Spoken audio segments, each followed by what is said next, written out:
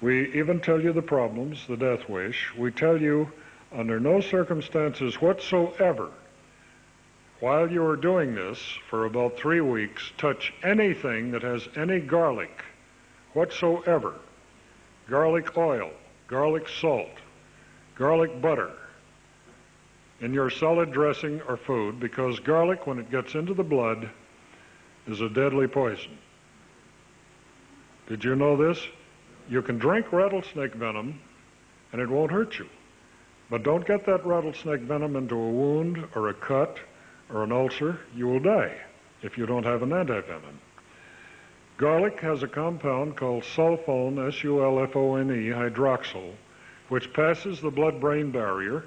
That means if you rub a clove of garlic on the sole of your foot, in about 2 minutes you'll smell it on your wrist. You know this. It carries past the corpus callosum, poisons both brain hemispheres.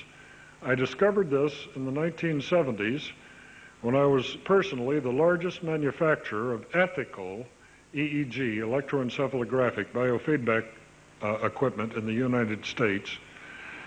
And people would come back to a class, doctors that we were training to use this, and be clinically dead on the EEG machine. We found that that had a little garlic in their salad. It totally dissociates the left and right hemisphere. You can see this by running your electrodes frontal, up here by the third eye, to the occipital, just over this little bump on the back of your head. You want to put your money up? You'll lose.